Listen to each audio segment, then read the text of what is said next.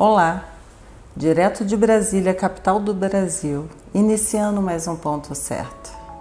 Hoje nós vamos falar sobre a saúde mental.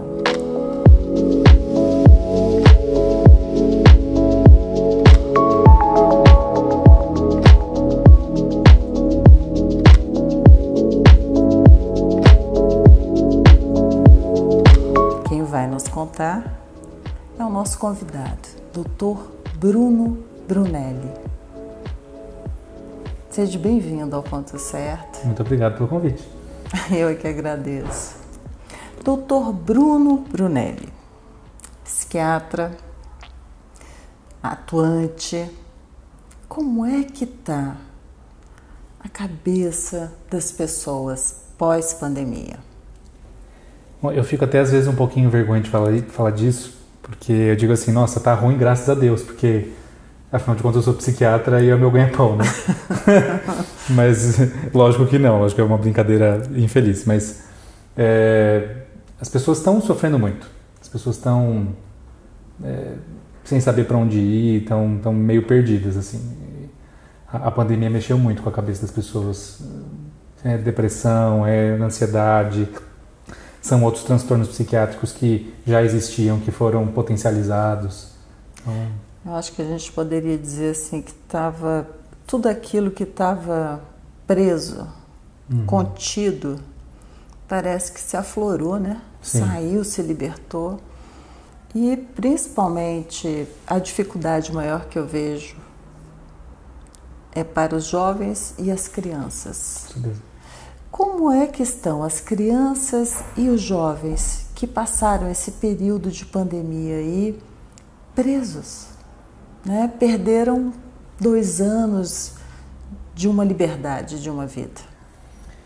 Para nós adultos, essa familiaridade, esse contato com o outro já é importante, né? Mas para o adolescente principalmente é uma coisa extremamente importante, né? O adolescente está naquela fase ali em que ele constrói a sua personalidade com base na convivência com os outros, né? com seus pares.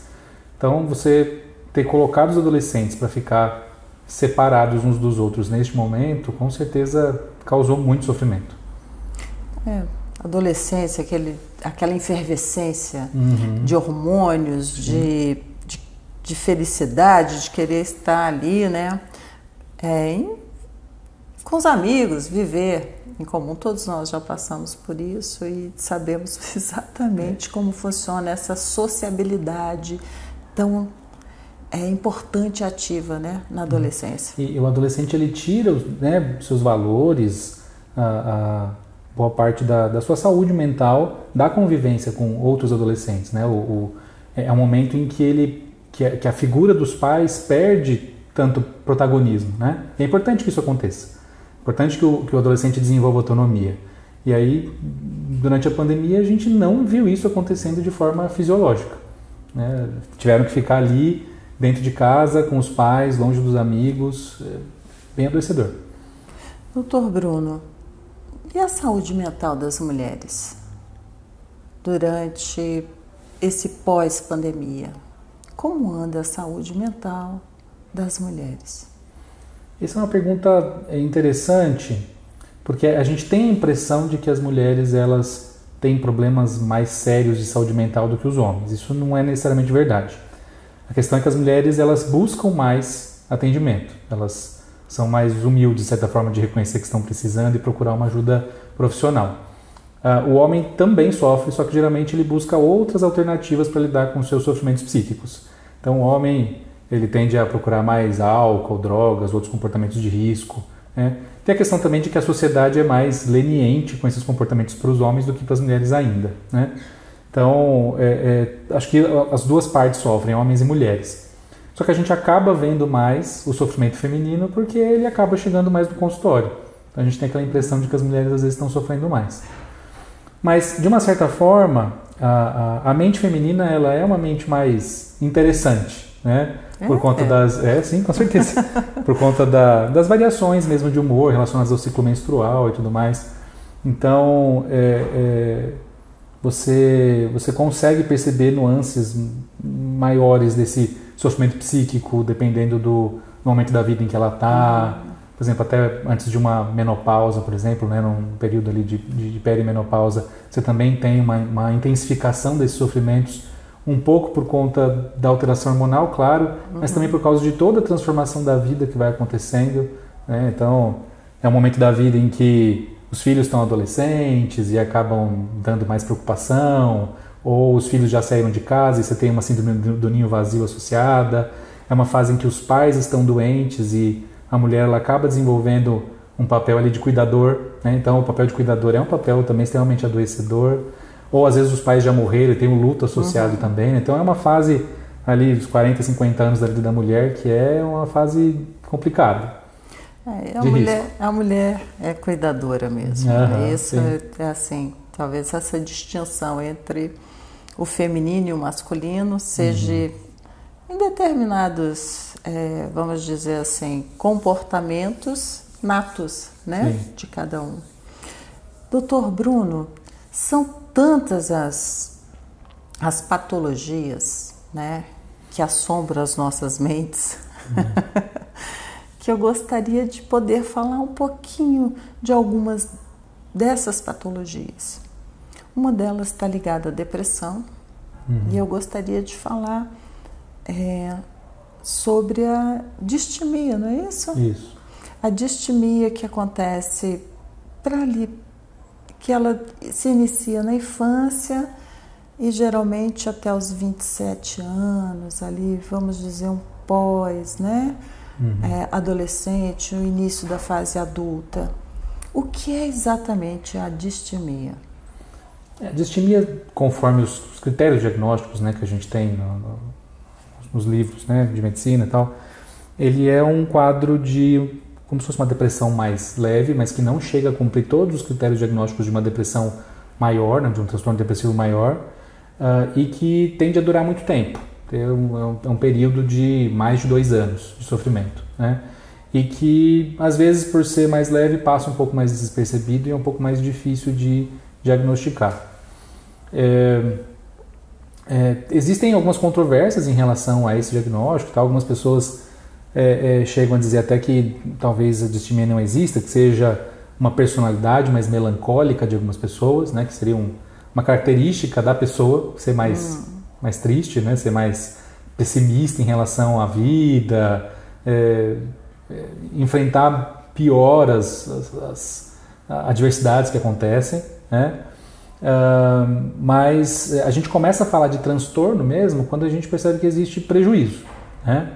Então, existem algumas críticas também em relação ao tanto de diagnóstico psiquiátrico que se faz hoje em dia, né? Então, é muito comum você ir para consulta até às vezes com outros profissionais e sair com uma receita de antidepressivo, né? Então, existe essa crítica. Então, a gente tem que ter muito cuidado para pensar no transtorno, para tratar, para intervir, quando a gente percebe que existe prejuízo. E o que seria esse prejuízo? No caso, por exemplo, da criança, né, que foi mais a sua pergunta, em relação à produtividade, né, em relação a como a criança vai no ambiente escolar, como ela tira suas notas, como ela desenvolve os seus relacionamentos, né? Então a gente tenta olhar tudo isso para perceber se a criança está tendo uma vivência ali saudável, fisiológica, né? Observar se ela está sendo muito difícil para ela, né, aquela vida escolar. Sim. E o relacionamento. Eu estou querendo buscar um pouco isso, porque às vezes, no dia a dia, a mãe ou o pai pode não ter essa percepção. Sim. E às vezes falar, está fazendo corpo mole, não quer ir para a escola, esse menino sei lá, é chato, né? Alguma coisa nesse sentido, que pudesse ter uma percepção assim, observou alguns sintomas ali, vamos olhar, porque pode não ser, né? Pode ser um estado de humor ali naquele dia, todas as pessoas têm variação de humor, mas é bom ficar atento, né? Eu acho que o principal problema é que hoje os pais, de maneira geral, eles não prestam muita atenção nos filhos. Eu acho que esse é um grande problema da sociedade hoje. A criança ela precisa conviver com os pais, precisa passar tempo de qualidade, precisa brincar, né? Precisa ter aquele momento gostoso entre família, né? E hoje em dia a gente não observa muito isso, não só por conta de famílias que estão desestruturadas, né? Às vezes o pai ou a mãe solteira e tal, que já é um problema. Mas mesmo famílias que você tem ali o pai, a mãe, né? Tem as figuras cuidadoras e tal, são pessoas que às vezes estão, mas não estão, né? Que estão em corpo, mas... É o presente ausente. Presente ausente, exatamente, né? Então, eu até estava conversando com a minha esposa esses dias, a gente estava no parquinho com o nosso filho, e aí a gente estava brincando com ele e a gente olhou os outros pais. Estavam todos no celular. As crianças brincando no parquinho e os pais num cantinho, no celular, assim, tomando conta, né? Mas não ativamente participando da brincadeira, né? Então, estão, mas não estão, né? Então, esse comportamento acaba fazendo com que sofrimentos psíquicos que podiam sofrer uma intervenção ali, né? Acabam passando despercebidos, vão estourar lá na frente. Eu não gostei desses pais aí que ficam no celular, mas não. A maioria está assim hoje. Porque eu já fui professora de pré-escola e você pisca um olho, a criança pode cair, pode se machucar, ela corre um risco. Então, pais, fiquem atentos, né? Tá no parquinho, o que tem ali 1 horinha, 2, fica com o teu filho, presta atenção, né? A gente tem que dar carinho, tem que dar atenção para os nossos filhos. Todo ser humano necessita desse carinho e dessa atenção. Mas o que eu acho que acontece é que os pais não valorizam esse momento. Não veem quão importante ele é. E passa rápido. Mas o brincar, ele é extremamente importante para a construção de habilidades, para a formação da personalidade. E se o pai não está ali presente, passando os valores, passando aquilo que ele sabe fazer, a criança ela vai crescendo sem um rumo, assim, sem uma direção, né? Ela vai fazendo o que ela acha que tem que fazer, o que ela quer, e isso não é saudável. E também pode surgir umas neurosezinhas aí, não? Como assim? O abandono, sim, o sentimento de abandono, a falta de atenção, né? E tudo isso aí vai desencadeando. Tá aqui, a nossa cabeça está funcionando e várias situações estão sendo ali registradas como se fosse uma memória de computador, onde tudo que se utiliza está ali registrado, né? As pacientes mais difíceis, geralmente mulheres, né? Que a gente tem no consultório, são aquelas que durante a primeira infância ali, né? 2, 3, 4, até uns 5 anos mais ou menos, sofreram algum tipo de negligência, abuso ou violência, né? E isso acaba atrapalhando, acaba prejudicando a formação da confiança, né? Como é que a criança confia no outro? Gerou um trauma, exato, né? E se isso não for trabalhado, eu acho que ele vai acompanhando. Sim, o ser humano. É crucial, é um momento importantíssimo que as pessoas não prestam atenção. Doutor Bruno, vamos falar um pouquinho da bipolaridade? Certo. Fala aí características assim marcantes do bipolar. A bipolaridade é um transtorno, né, caracterizado por mudanças no humor, né? Geralmente o leigo ele tende a achar que bipolaridade é aquela pessoa que de manhã está triste, à tarde está nervosa, à noite está feliz, mas a bipolaridade não funciona assim. A bipolaridade seriam ciclos. Seriam períodos, exatamente. E assim, períodos mais prolongados, sim, não é isso? Geralmente de 3 dias, 7 dias, às vezes um pouquinho mais, mas em que a pessoa fica com quadros depressivos mais intensos e quadros mais irritadiços, geralmente. Mas isso daí, esses 7 dias seriam exatamente assim, vamos dizer, no auge da crise? É que você tem 2 períodos, né? Você tem a crise depressiva e você tem a crise eufórica, né? O quadro de hipomania ou mania. Então, a pessoa está sempre ciclando, né, entre esses dois episódios, né? No começo, né, na adolescência, na fase de jovem adulto, isso às vezes passa desapercebido, porque não chega a ser tão intenso. É leve, é discreto, mas mesmo assim às vezes já causa prejuízo. Então você tem ali às vezes períodos depressivos que são mais valorizados, em que a pessoa fica mais triste, aquela tristeza mesmo de a pessoa ficar de fossa mesmo, assim, não querer levantar da cama, não querer fazer as coisas, não sentir vontade de fazer nada, né? E a pessoa valoriza muito isso. E aí os outros períodos, que seria o período de hipomania, né, onde a pessoa está mais eufórica, mais acreditando mais em si mesma, com ideias mais deslumbrantes, com vontade mais de mudar o mundo, né?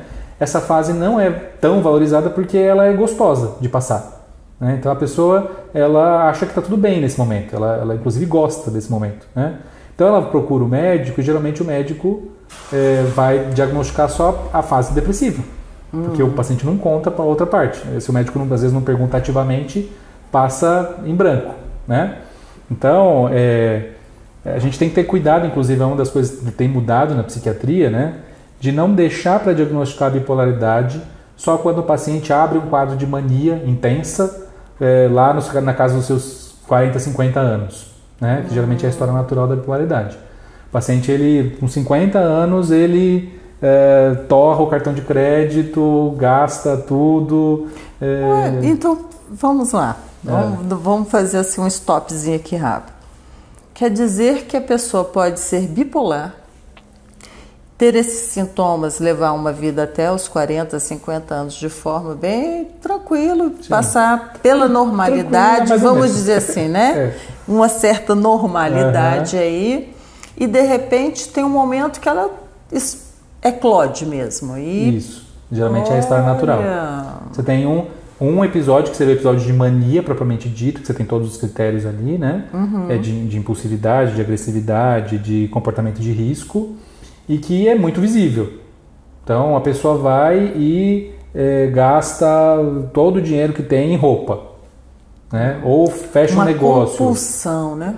Não seria necessariamente uma compulsão, porque compulsão tende a ser uma coisa mais cronificada. A pessoa ela tem aquele comportamento de sempre comprar, gastar dinheiro e não conseguir ser muito responsável pelas suas escolhas, decisões, etc. A mania é um pouco diferente, porque é um episódio. A pessoa, às vezes, ela sempre foi mais controlada, ela sempre teve controle mesmo das suas finanças ali, e aí, do nada, um episódio ela vai e extrapola. Mas extrapola mesmo, assim, chuta o pé na jaca, né? Eu já tive um cliente assim, comprou 3 veículos numa tarde. Exatamente. E aí, isso não passa em branco, isso não passa desapercebido, né? A família percebe. E aí vai ver e tal, e faz o diagnóstico de episódio de mania. Mas se você for observar antes, né, o histórico da pessoa, você vai perceber que ao longo da vida ela já tinha episódios mais brandos, em que ela ficava mais irritadiça, mais eufórica, às vezes fazia uma compra um pouquinho mais exagerada. De vez em quando saia do tom, né? Exatamente, de vez em quando saia do tom ali. Só que não era muito, não chegava a causar um prejuízo tão imenso, né? Uma coisa contornável. Contornável. E aí, se você não presta atenção, se o médico às vezes não pergunta ativamente para o paciente, passa em branco. E aí que mora o problema, porque a gente trata a depressão como antidepressivo, né? E se você trata o paciente que tem transtorno bipolar com antidepressivo, isso aumenta o risco dele entrar num quadro de mania. Então você coloca o paciente em risco de, às vezes, por exemplo, ter um quadro desse de gastar o dinheiro e tudo e se prejudicar pro resto da vida. Então uma prescrição que você faz ali sem pensar pode acabar com a vida do paciente. Entendeu? Bipolaridade tem alguns aspectos assim interessantes. Vamos lá. A maioria são mulheres. Será que eu sou bipolar? Existe até uma crítica de que a bipolaridade é uma coisa que o capitalismo inventou para cercear as mulheres. Eu não acredito muito nisso, embora pode acontecer, mas é um transtorno mesmo. Mas, brincadeiras à parte, vamos voltar aqui. É genético? É genético. Então eu já não sou, porque eu não tem ninguém na família. Não tem. E eclode geralmente, né, ali dos 40 aos 50 anos. Vamos falar assim bem rapidamente da esquizofrenia. Como é que a gente percebe que uma pessoa está entrando ou na esquizofrenia ou já nasce com a esquizofrenia? Como é que funciona isso aí? É interessante a pergunta, porque a esquizofrenia hoje ela é vista pelos pesquisadores como um transtorno do mesmo espectro da bipolaridade. É interessante isso. Porque quando você vai estudar, né, a genética desses transtornos, Geralmente, quem tem esquizofrênicos na família também tem bipolares. A chance, por exemplo, se eu tenho um esquizofrênico, a chance de eu ter um bipolar é maior, entendeu? Então, hoje em dia eles falam desse espectro que seria essa variação entre esquizofrenia e bipolaridade. E aí, alguns pesquisadores até falam, né, que a esquizofrenia é mais comum em homens, né, e a bipolaridade é mais comum em mulheres, mas que seriam mais ou menos os mesmos genes ali que seriam ativados, né? A esquizofrenia ela é até mais fácil de diagnosticar, né, do que a bipolaridade, porque geralmente ela abre, principalmente nos homens, né, que são a principal população. Geralmente no começo da idade jovem, final da adolescência, começo da juventude, né, do adulto jovem. E no começo é meio complicado, porque pode parecer um quadro de depressão leve, pode parecer um isolamento sem muito significado, mas conforme vai progredindo, você vai tendo um comportamento mais esquisito. Então, doutor Bruno, pelo que o senhor está me falando aqui, realmente o aspecto que a gente tem que tomar muito cuidado é a questão da depressão. Porque parece que ela se inicia e vai evoluindo. Não, mas não é necessariamente uma evolução da depressão. Mas ela está presente aí, pelo menos em cada um desses aspectos. Sim. A depressão ela está presente. Sim, a depressão ela entra como comorbidade de muitos transtornos. Então, é muito comum, às vezes, um esquizofrênico, às vezes até com uma esquizofrenia mais evoluída, né? Com mais tempo de evolução, o médico, o psiquiatra, às vezes não perceber que o paciente, além da esquizofrenia, ele também tem um quadro depressivo. E aí trata só a esquizofrenia, às vezes não tem o mesmo controle, não tem o mesmo sucesso do que se tratasse as duas coisas, né? A depressão é muito mais prevalente do que os outros transtornos. E a síndrome do pânico, doutor? Como é que ela pode surgir?